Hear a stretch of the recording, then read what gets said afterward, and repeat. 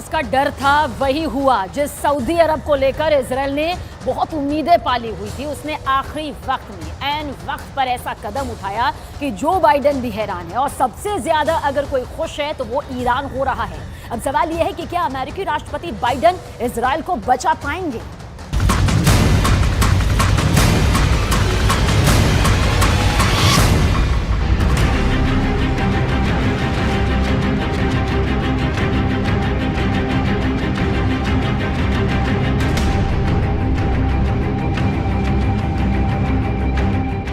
पूरी दुनिया की नजर इस शख्स पर थी। सब जानना चाहते थे कि यह शख्स क्या फैसला लेगा। इसने अमेरिका की तरफ देखा, इसने ईरान की तरफ देखा, इसने फिलिस्तीन की तरफ देखा और फिर कह दिया ना। मोहम्मद बिन सलमान ने साफ साफ इनकार कर दिया।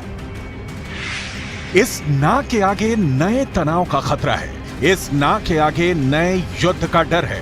इस ना की वजह से पूरा पश्चिम एशिया एक भूकंप आने का इंतजार करने लगा है, जो अब पूरी दुनिया को हिला सकता है। सऊदी अरब और इजराइल के बीच फिलिस्तीन का मुद्दा फिर से सुलगने लगा है।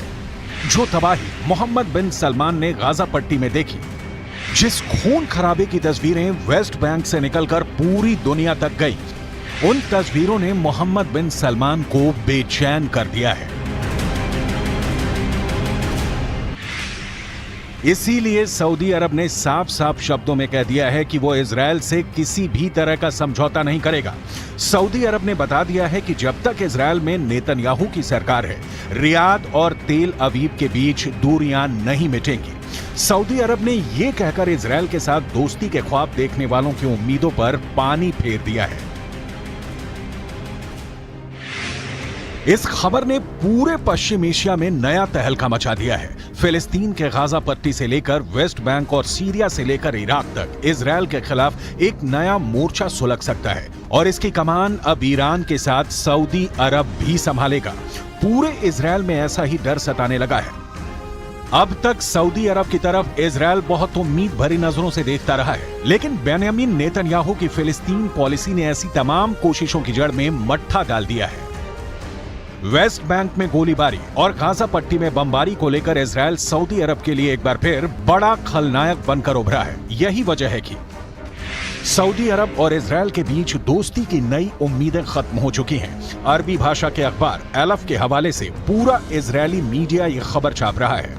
रिपोर्ट यह है कि सऊदी अरब ने कहा है कि जब तक इजराइल में बेंयामीन नेतन्याहू की कट्टरपंथी सरकार रहेगी, इजराइल से शांति वार्ता नहीं हो सकती। गाजा पट्टी में जब जब इजराइल की बमबारी हुई है, जब जब वेस्ट बैंक की जमीन पर इजराइल के सेटलर्स का कब्जा हुआ है, ये तस्वीरें मई महीने की ही हैं, जब गाजा पट्टी पर इजराइल ने खूब बमबारी की थी। धमाके ऐसी कि बड़ी बड़ी इमारतों को मलबे में तब्दील कर दें। ये गाजा का उत्तर पश्चिमी इलाका है, जहां इजराइल ने मई महीने में रात भर हमले किए हैं। छोटे बड़े धमाके होते रहे। इजराइल अक्सर यहां हमास के रॉकेट हमले के बाद हवाई बमबारी करता है। इजराइल दावा करता है कि उसने फिलिस्तीनी गुट हमास को टारगेट किया है। उसके ठिकानों पर लेजर गाइडेड बम इस्तेमाल किए गए। हमास के सुरंग के नेटवर्क को तबाह करने के लिए बंकर बस्टर बम इस्तेमाल किए गए।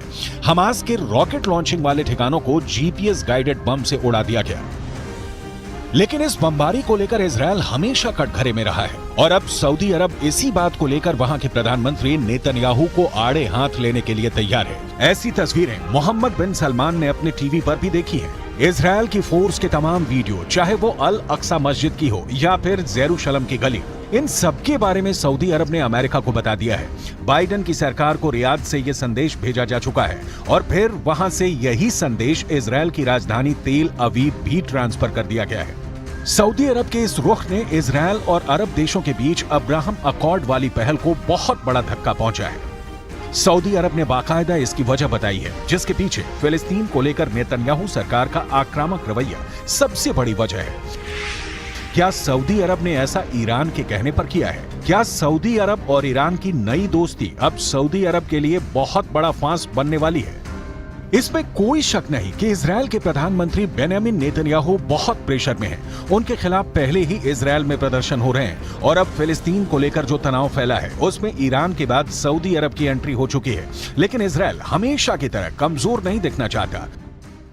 עם איראן, עם החיזבאללה, לפני השלום עם מצרים, עם סוריה, עברנו מלחמות, עברנו מערכות, ופתאום אתה מבין שהסכנה הכי גדולה למדינת ישראל היא סכנה פנימית ולא חיצונית.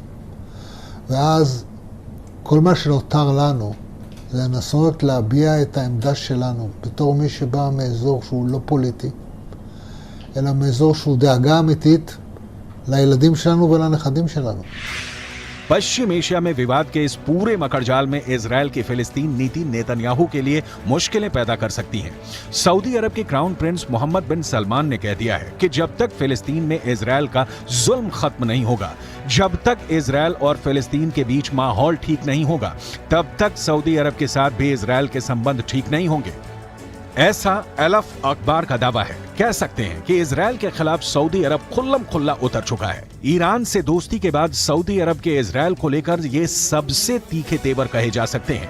सऊदी अरब ने साफ साफ बोल दिया है कि जब तक इजरायल में नेतन्याहू सरकार है, रियाद और तेल अवीव के बीच तनाव कम नहीं होगा।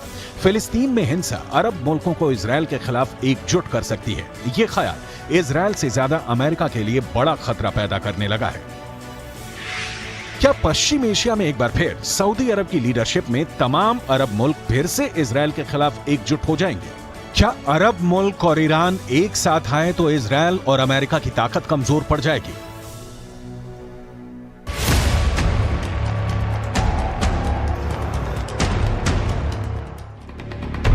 जब से इजरायल 1948 में कायम हुआ है, तब से अरब मुल्कों के साथ उसकी दुश्मनी का लंबा इतिहास रहा है। लेकिन पिछले कुछ वर्षों में इनके रिश्ते सुधरने शुरू हुए। बहुत से अरब देशों और इजरायल के बीच राजनयिक रिश्ते कायम हुए हैं। इसे अब्राहम अकॉर्ड का नाम दिया गया और अरब देशों के बीच इजरायल की इमेज बिल्डिंग को एक नया लॉन्च पैड मिल गया। इसे पश्चिम एशिया में शांति कायम करने का नया तरीका बताया गया। अब्राहम अकॉर्ड को उसके अंजाम तक पहुंचाने वाला अमेरिका, इजरायल और सऊदी अरब की सुलह कराने में भी जुट गया। Excellency, my friend, the foreign minister, and I agreed that we should work together to increase the number of the direct flights, the tourism, the trade volume, the investment. UAE यानी संयुक्त अरब अमीरात, सूडान, मोरक्को और Bahrain अब Israel के साथ अपने रिश्तों की शुरुआत कर चुके हैं। फिर ऐसा लगने लगा कि पश्चिम एशिया में अरब मुल्कों के बीच सबसे बड़े खिलाड़ी सऊदी अरब के रिश्ते भी इजरायल से सामान्य हो सकते हैं। लेकिन अब फिलिस्तीन को लेकर इजरायल और सऊदी अरब में दूरी फिर से बढ़ गई है। इससे पहले सऊदी अरब ने जॉर्डन में अपने राजदूत को फिलिस्तीन का अनिवासी राजदूत करार दिया था। राजदूत को यरूशलेम में काउंसल जनरल के तौर पर भी काम करने की जिम्मेदारी दी गई। लगा कि इजरायल के साथ रिश्तों को सामान्य करने की जो कोशिश पहले हुई है, उसमें सऊदी अरब ने एक नया पेंच फंसा दिया है, क्योंकि ये भी कहा गया कि यरूशलेम राजदूत के लिए राजनयिक बेस भी होगा। सऊदी अरब को मालूम था कि इजरायल की तरफ से इसका विरोध होगा और ऐसा हुआ भी।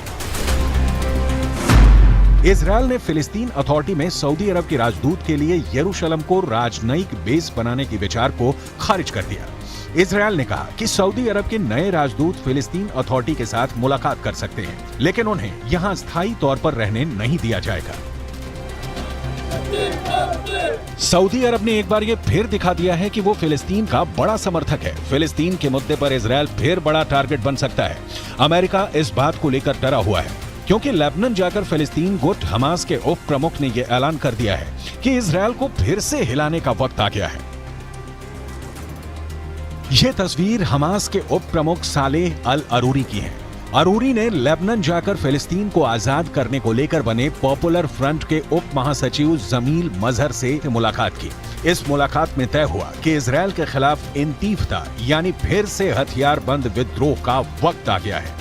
इन दोनों संगठनों को ईरान का पूरा समर्थन है और फिलिस्तीन को लेकर ईरान इनको फंड भी करता है और हथियार भी देता आया है। इसलिए बड़ी पिक्चर में युद्ध का जो खतरा मंडरा रहा है, उसमें ईरान इजरायल के लिए बहुत खतरनाक साबित हो सकता है। इन दोनों की दुश्मनी किसी भी वक्त युद्ध में तब्दील हो सकती है।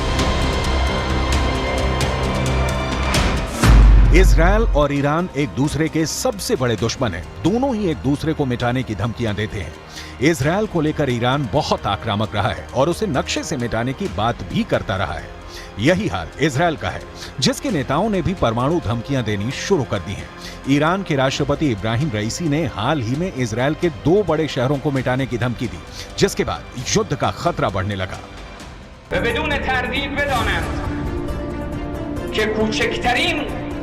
خطایی از جانب آنها نسبت به امنیت جمهوری اسلامی ایران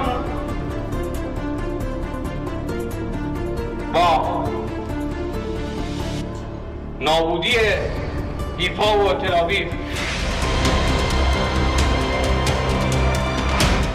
ईरान और सऊदी अरब की दोस्ती आगे बढ़ाने में फिलिस्तीन बड़ा मुद्दा बन सकता है, और अगर ऐसा हुआ तो समझ लीजिए कि इजरायल के खिलाफ खतरे की घंटी बजने लगेगी।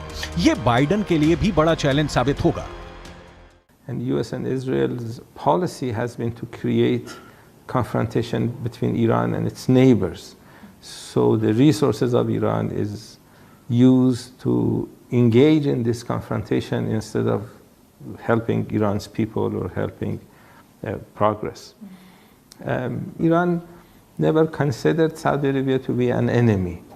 Iran didn't want to have bad relations with Saudi Arabia. Iran wanted to have good relations with all neighbors, including Saudi Arabia.